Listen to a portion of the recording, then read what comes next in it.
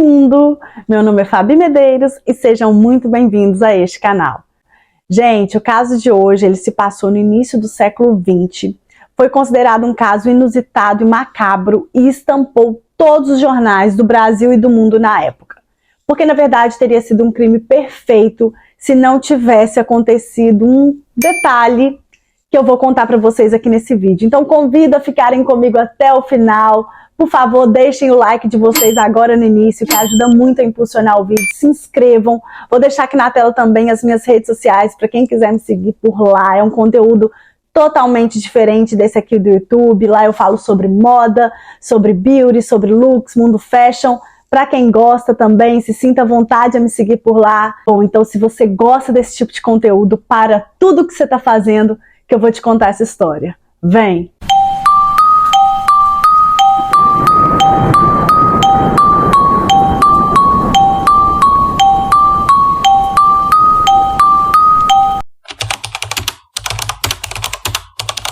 No dia 7 de outubro de 1928, em Santos, litoral de São Paulo, era um domingo quando o navio de passageiros Marcília era carregado. Algumas malas estavam então ali sendo erguidas, por um guindaste, até que em determinado momento a rede, que segurava, que suportava essas malas, ela rompe e algumas malas então elas caem no chão. Todo mundo ali perto, que estava ali presente, percebeu que havia um líquido, vermelho escuro escorrendo pela lateral da mala maior. Na verdade, gente, não era uma mala, era como se fosse um baú de madeira mesmo. Ele tinha alguns detalhes em preto, mas era um baú. Chamam então o comandante do navio e o comandante decide voltar com essa mala para o cais e acionar o delegado regional na época, que era Armando Ferreira da Rosa. Sem contar que essa mala tinha um odor muito fétido. Estava exalando esse odor, as pessoas ali perto estavam sentindo e reclamando do cheiro, muitas com um pano no nariz, tampando. Então o delegado decide que é preciso abrir a mala. E ao abrir essa mala, gente, eles ficaram estatelados, eles ficaram em choque, porque o que tinha ali dentro era o corpo de uma mulher com a perna dela estava cerrada do joelho para baixo. Então, assim, resolveram que ali teria que iniciar uma investigação e foi a partir desse momento que em 24 horas, gente, iniciou uma das investigações mais incríveis assim que a polícia iria fazer. Foi um tempo muito, muito, muito veloz que eles conseguiram. Em 24 horas, para vocês terem uma ideia, eles prenderam o culpado e descobriram também quem era a vítima que estava dentro do baú. Então foi um trabalho muito, muito, muito bom da polícia mesmo. Então agora a gente vai partir para as investigações. O que levou aquela mala a estar ali com aquele corpo? Como que aconteceu? O que aconteceu antes disso tudo? Então a gente vai adentrar nessa parte da história agora. Dentro da mala, além do corpo da mulher, eles encontraram também roupas, ali misturadas por cima e por baixo do corpo dela. Tinham travesseiros embaixo da cabeça dela, então acredita-se que o assassino teve um cuidado. E também foi jogado pó de arroz ali por cima do corpo, de modo, acredito eu, para poder inibir o cheiro, o mau cheiro, de putrefação que sai. Então, tudo isso foi encontrado dentro da mala. E o ponto de partida da polícia foi uma etiqueta. Ela continha o nome da pessoa e o local aonde esta mala deveria ser entregue.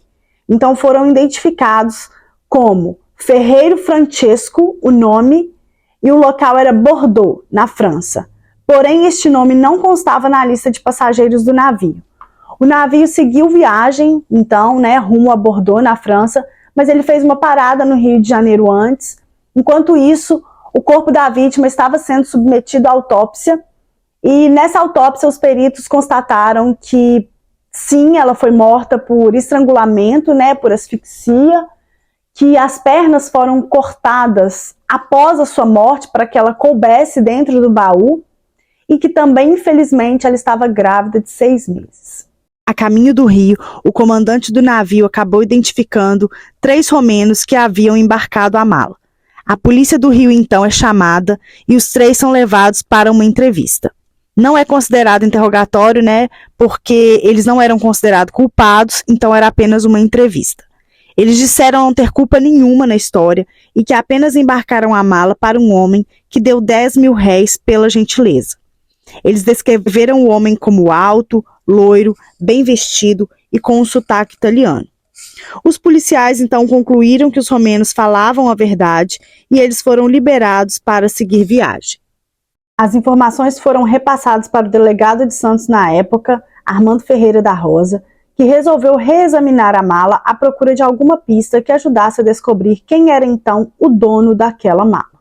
Em meio às roupas que continham dentro do baú, os investigadores eles encontraram um pequeno bilhete de ticket, de trem.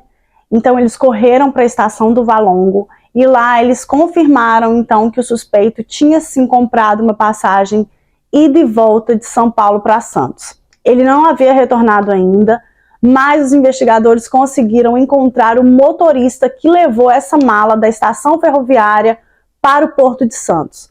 Então, esse motorista ele falou que o homem ficou a noite inteira com aquela mala, que ele ficava ali ao lado da mala, que a mala cheirava muito, muito mal, que ele não sabia como que ele estava conseguindo ficar ali perto e que ele também tinha um sotaque muito carregado de italiano, Então, a polícia viu que a descrição que o motorista estava dando era compatível com a que eles tinham, pego dos romenos lá na delegacia.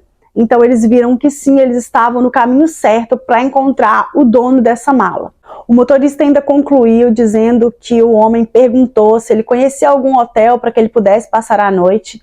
E o motorista disse que não conhecia, que era melhor que ele perguntasse ao carregador da estação.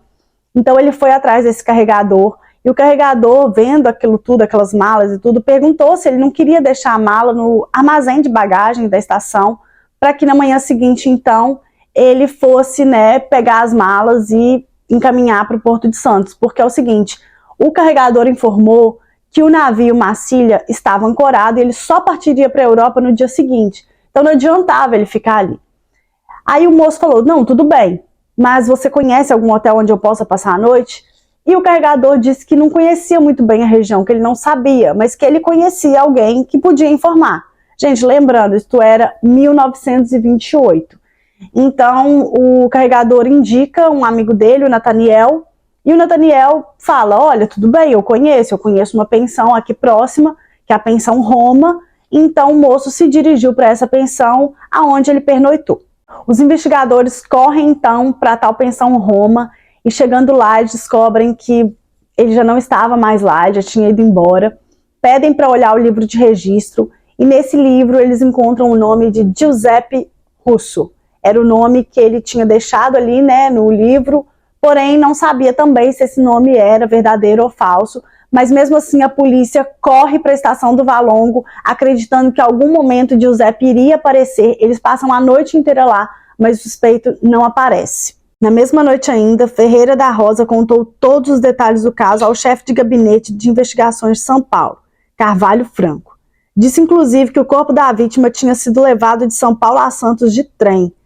Ferreira da Rosa, o delegado, passou a investigação para Carvalho Franco.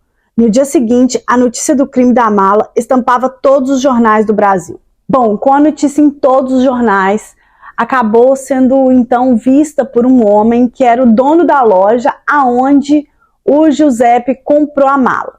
Então ele viu aquela notícia, ele reconheceu a mala, ele reconheceu as cordas e ele resolveu ir então até a polícia, procurar a polícia junto com o funcionário dele, porque esse funcionário foi quem levou a mala até a casa do Giuseppe. Então a polícia vai até o endereço fornecido então pelo funcionário do dono da loja, parece até que o funcionário levou a polícia até lá. Chegando lá, eles encontram com um casal. Esse casal era o dono desses apartamentos, desse condomínio de apartamentos. Eles alugavam os apartamentos ali. E eles disseram que sim, que Giuseppe morou ali com a esposa dele, mas que eles haviam ido embora há alguns dias, porque parece que eles tinham ido morar na casa do sócio do Giuseppe. Vai vendo, gente, aonde que essa história vai chegar. Os investigadores perguntam ao casal de senhorios como que chamava a esposa de Giuseppe. E eles respondem que o nome dela era Maria Mercedes Fea Pistone, mas ela era mais conhecida como Mariuccia. Todo mundo, chamava ela por esse nome, esse apelido carinhoso. Então, os investigadores pedem para entrar no apartamento, para poder, né, ver se encontravam alguma coisa, alguma prova. Chegando lá, eles viram que o apartamento estava praticamente, né, estava, na verdade, completamente vazio. E o casal informou, então, que o Giuseppe havia vendido todos os móveis para um imigrante russo dias antes. Diz também que o Giuseppe falou que a Mariuccia havia se mudado antes, ela havia ido antes para a casa, né, desse sócio, que ele iria depois. Então, que na hora de colocar essa mala, esse baú no carro, estava muito pesado. Assim, eles perceberam que não estava normal. Depois, parece que foi constatado que esse baú pesava, algumas fontes dizem 78 quilos, outras fontes que eu encontrei dizem 84 quilos. Mas seja como for, era bem pesado, né? Então, tudo isso o casal de senhorias informou para a polícia naquele momento. O casal de senhorias, então, é convocado aí para a delegacia, né, prestar esclarecimento, dar uma entrevista, como eu disse para vocês, não é interrogatório, porque eles não são considerados suspeitos, mas eles precisavam dizer ali para a polícia de uma forma formal tudo que tinha acontecido, tudo que eles sabiam. Então, a mulher, a Maria de Oliveira, ela relata aos policiais que parece que no dia do crime ela tinha estado no apartamento com a Mariuccia, porque tinha um vidraceiro lá trocando o vidro de uma das janelas, ela estava lá aguardando o vidraceiro terminar o serviço, e ela disse que ela conversou com a Mariuccia ficou o tempo todo ali sentada, bordando em uma cadeira, mas que estava tudo bem, que o Giuseppe não estava em casa, mas que ele chegou mais tarde, e tanto ela quanto o marido dela, eles conseguiram ouvir o casal de italiano discutindo fortemente, e que depois de um tempo a voz de Maria Féia calou-se. Então eles não sabem o que aconteceram. A mulher falou que pediu muito que o marido fosse lá ver, porque a moça estava grávida, a Mariuccia estava grávida, e que então era necessário que ele fosse lá dar uma conferida, mas o esposo dela disse que não era problema deles, que eles não tinham que se meter, que era melhor eles ficarem ali e não fazerem nada. Respeitar, como que diz assim, respeitar o momento do casal que está brigando horrores. O delegado Carvalho Franco conseguiu com os senhoris o endereço de um amigo de Pistone, chamado Perrotti. A mulher de Perrotti levou os policiais até um local onde Pistone poderia estar, chamado Pensão Graço, e ela ficava localizada no centro de São Paulo. Ele acabou sendo então encontrado lá e foi preso. Ao ser preso, Giuseppe disse que foi um acidente, que ele amava muito a esposa, que aquilo ali foi apenas uma briga que acabou acontecendo finalizando com a morte de Maria Féia, mas que aquilo foi um acidente, que ele amava ela e que, na verdade, ela estava traindo ele. Então foi por isso que ele cometeu esse crime, porque ele estava com muito ciúme que ela estava o traindo. Porém, foi descoberto também, posteriormente, pela polícia que isso era uma mentira. Então, na verdade, foi o depoimento, né, da Maria de Oliveira que permitiu que a polícia, então, decretasse a prisão preventiva de Giuseppe Pistone. Bom, eu vou contar para vocês, então, agora o que aconteceu nos 2 anos que antecederam este assassinato. Então, em dezembro de 1926, o Giuseppe ele tinha ido para a Itália, né, para poder visitar parentes, familiares, e aí ele embarcou em um navio da Itália para a Argentina, porque ele morava na Argentina há 3 anos, às custas do pai, né? Então ele embarcou nesse navio e a viagem é muito longa. Então durante essa viagem ele acabou se encantando por uma moça, o nome dela Maria Mercedes Féia. Ele ficou tão atraído por ela que ele acabou pagando, né, a diferença ali para ela poder ir da 3ª classe para a 2ª, porque ele estava na 2ª classe.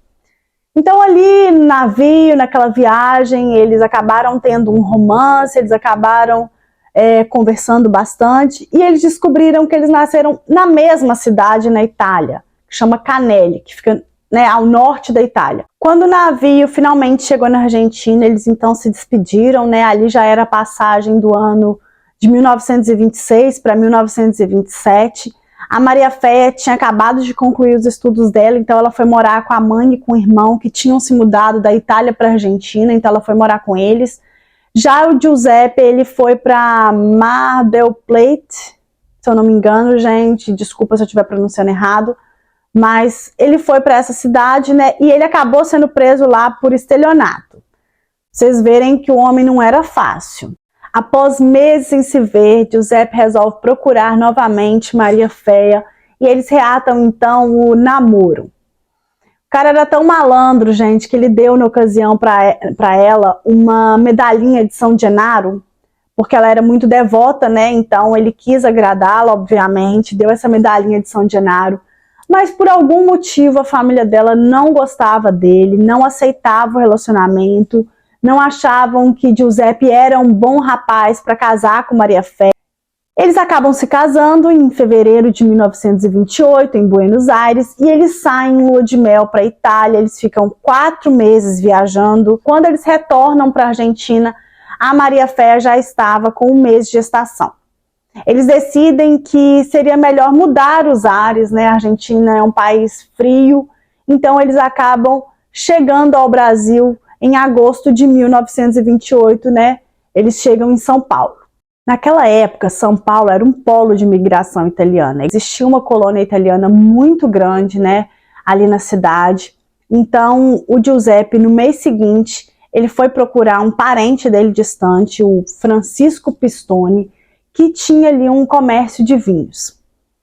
O Giuseppe acaba convencendo o Francisco, né, esse tal parente, em serem sócios, porque o Giuseppe tinha uma herança para receber do pai dele. Era uma herança muito boa que ele estava prestes a receber, então ele pagaria todo o dinheiro ao Francisco e tudo certo, eles teriam uma sociedade. O Francisco acreditou nele.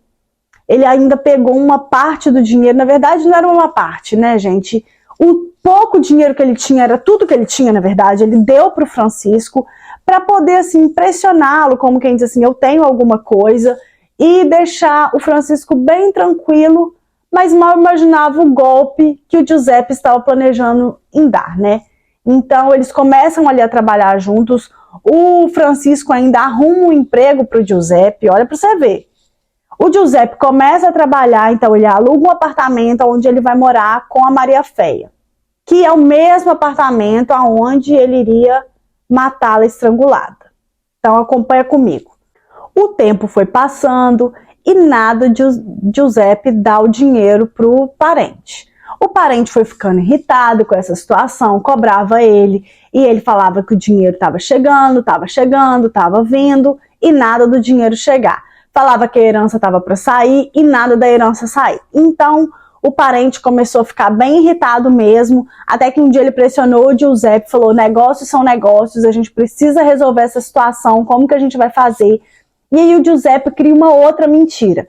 Para poder, né, amenizar a situação, a barra dele ali, que já não estava boa, ele contou então para o Francisco que a mãe dele tinha mandado um telegrama que veio da Itália, e nesse telegrama falava que a herança dele já tinha sido enviada, ou seja, que ela iria chegar em poucos dias, e desse modo ele conseguiu então convencer ali o Francisco mais ou menos que a situação seria resolvida, né?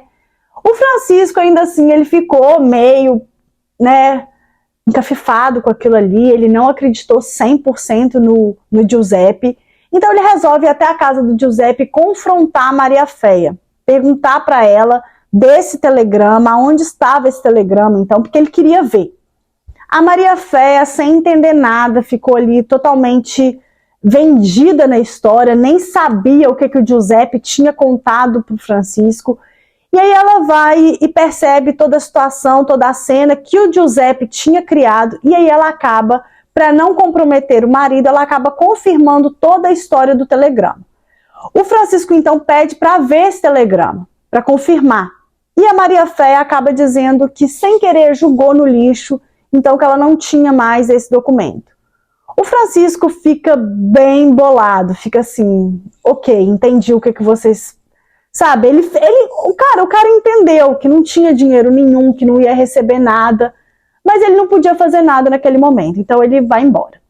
A Maria Féia ficou muito chateada com toda essa história, até porque ela nem sabia o que o marido dela estava fazendo.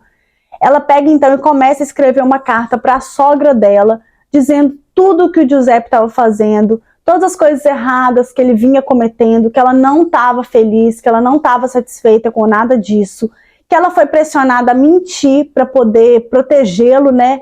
Então, que ela se sentiu muito pressionada, acabou mentindo, mas que ela estava se sentindo super mal por ter mentido. E ao final da carta, ela escreveu: "Oh meu Deus, eu não sei o que posso esperar desse homem, o qual mostra não ter juízo nem capricho." Alguns dias depois, Francisco procurou Maria Féia e ela acabou confessando que não havia telegrama ou dinheiro algum. A justiça considerou que esse foi o motivo das discussões que os senhorios ouviram naquele dia antes da voz de Maria Féia se calar. Segundo o delegado Carvalho Franco, responsável pelo caso na época, Pistone matou Maria Féia na tarde de 4 de outubro de 1928, porque ela descobriu o golpe que ele estava planejando em dar no parente. Giuseppe Pistone foi julgado 3 anos depois e durante seu julgamento, o delegado Carvalho Franco, ele depôs diante do juiz e revelou que Pistone passou 3 dias com o corpo da mulher morto em seu apartamento antes de despachá-la para o navio. Segundo o delegado, após esse tempo, ele foi até a loja da Avenida São João e comprou uma mala, que era uma espécie de baú, e também algumas cordas. Ele cortou as pernas com uma navalha para que o corpo coubesse dentro da mala e jogou 2 caixas de pó de arroz sobre o corpo para disfarçar o cheiro. Naquela noite, ele deixou o apartamento onde morava e foi para a estação onde comprou uma passagem para Santos. E chegando lá, ele tentou despachar a mala no navio Massilia através dos 3 passageiros romenos.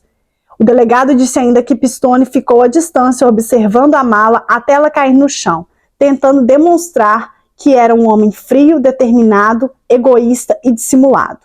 Na foto da mala tirada pelos peritos na época dos fatos, é possível ver Pistone ao fundo, porém bem próximo da mala aonde continha sua esposa e filha. Certamente ele foi embora do cais ao ver a presença da polícia. Giuseppe Pistone, então, é condenado a 31 anos de prisão, cumpriu 16. Em 1944, ele acabou sendo libertado, na verdade, por um decreto do presidente Getúlio Vargas, que era o presidente do Brasil à época. Maria Féia foi enterrada no Cemitério da Filosofia em Santos, e ela, de fato, passou a ser considerada uma santa, gente?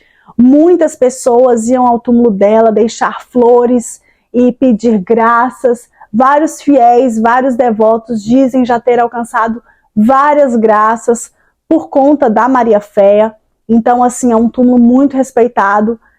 Tinham até pessoas, eu não sei como que está hoje em dia, não encontrei nada a respeito, mas na época tinham pessoas que tomavam conta, do túmulo dela, de tudo aquilo ali, e milhões e milhões de pessoas indo visitar realmente. Foi uma coisa muito grande, foi um caso muito, muito famoso mesmo no início ali dos anos 20, no Brasil. E também no mundo, porque o caso acabou tomando dimensões internacionais e ficou conhecido no mundo.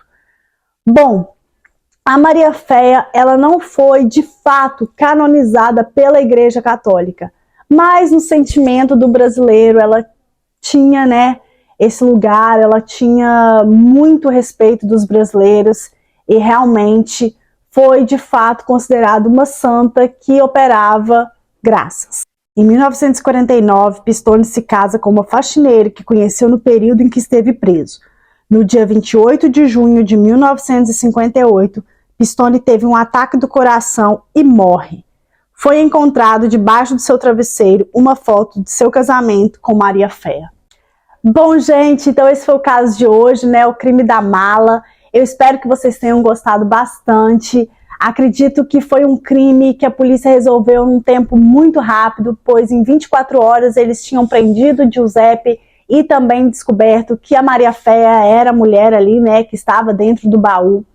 Acredito também que a polícia teve uma atuação sensacional e que é bem desse jeito, sabe, gente? Quando junta, quando resolvem fazer um trabalho bem feito, o resultado aparece e vale a pena ressaltar o tanto que a polícia trabalhou muito nesse caso para que ele fosse solucionado e foram atrás de todas as pistas para que descobrisse, então, que Giuseppe Pistone é o culpado pelo crime da mala.